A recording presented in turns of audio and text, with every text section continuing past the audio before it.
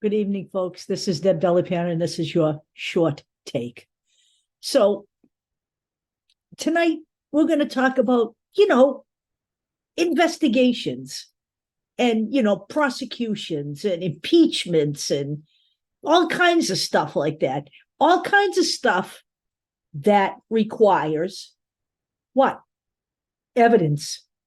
Evidence to prove guilt of something.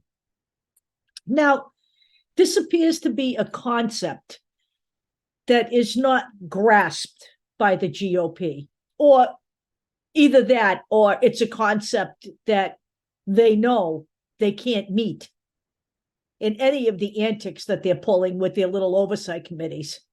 And they're just simply planning on having all of the hearsay and the bullshit that they spread take hold and take its toll on the Biden crime family, as they are so wont to call our current president, when we really know indeed that it is the Trump crime family. So let's talk about what these things have produced. Let's talk about the difference between an actual investigation that produces an actual indictments, okay, versus a joke that is just a circle jerk of wasted taxpayer money, okay? So we have the January 6th committee, which, by the way, did have two Republicans on it, two Republicans who gave up their careers in order to protect American democracy. Two Republicans that I agree in no way with on any of their policies, but I do respect what they have done in standing up to the GOP. They are the only people who have done it. And Liz Cheney and Adam Kinzinger are to be commended for what they did. I'm proud, actually, to say that they are Americans, unlike the rest of the GOP, which I consider to be a colossal fucking joke. So let's look at the J6 committee.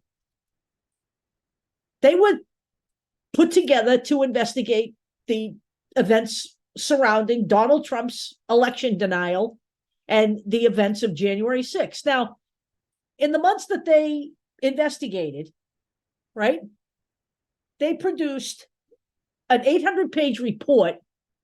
They interviewed more than 70 witnesses, every single witness a Republican, by the way, none of them Democrats. And they literally have thousands of pages of evidence and documents that you have access to. And we will put the link to all of those government documents and access and the report in this video on the YouTube version. Okay? This is when you have an investigation that has teeth, okay? You look for evidence, you find evidence, all right?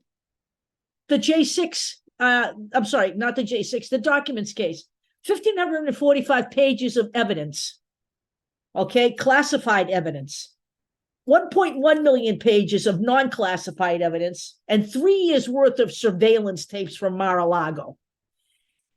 My point here is there's a difference between a conspiracy theory and an actual investigation that has some kind of meat to it.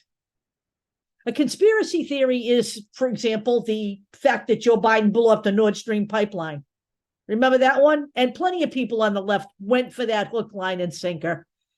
None of that was ever backed up by anything. There was never any proof. I don't care if Seymour Hersh's name is on it. He has been as much a crank as he has been a journalist all of his career. Okay, and I follow these people all day long, all right?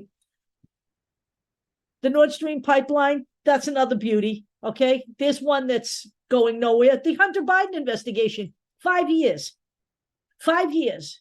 And just months since taking over the House, the GOP, under James Comer, and sometimes under Jim Jordan, depending upon who the target is. Just constantly talking about the corruption between Hunter Biden and Joe Biden and the Ukrainians and this $5 billion bribe. There's supposed to be 17 hours of audio tape to support it. Then they come back and say, well, there's really not 17 hours of audio tape. We can't find it. It probably doesn't exist. they had supposedly whistleblowers who were actually people on the run from the feds, criminals. Some have been indicted. Okay, they are Russians who have been indicted. These are their whistleblowers, people who broke the law. All right? Criminals. Then there was supposed to be all kinds of documents and emails. And then they didn't exist either, we were told. So now we were told also by someone on the committee that we had to infer Joe Biden's guilt. Well, it's not actually how the legal system works here. But nevertheless, Speaker McCarthy is going to go ahead with the impeachment of Joe Biden by the end of September, I believe it is.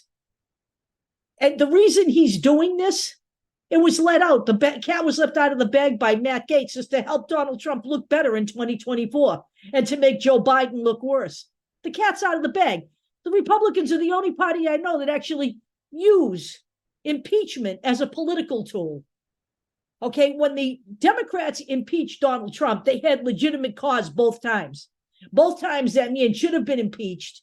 His own party couldn't stand up to him, and that's why they're in the mess that they are in right now. That party is a irredeemable shithole. It's finished, okay? It is no longer a political party. It is an authoritarian movement. That's exactly what it is. It's full of criminals. Roger Stone, okay? Whatever the crackhead's name there, that's Michael Flynn, who Donald Trump swears he's going to bring back to his next administration. Rudy Giuliani, Sidney Powell, Lynn Wood, Mark Meadows, all indicted, every one of them, worse than anything Nixon ever dreamed about. But there is no crime against Joe Biden and Hunter Biden. Hunter Biden was never in the government. He never worked for the government.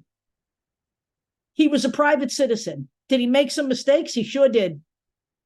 Did he pay for those mistakes? He sure did. He paid all those back taxes. Okay?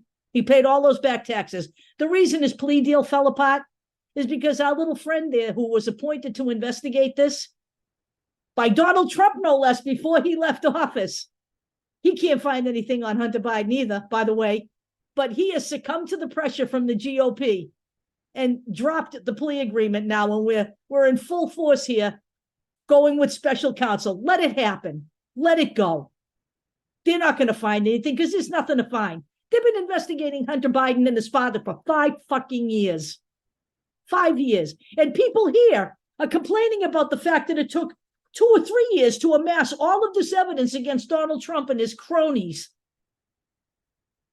What you should be really upset about is this persistent pursuit of Joe Biden in order for the GOP to win an election. That's all this is about. It's time to call this bullshit for what it is. So now, let me close this video by saying one thing.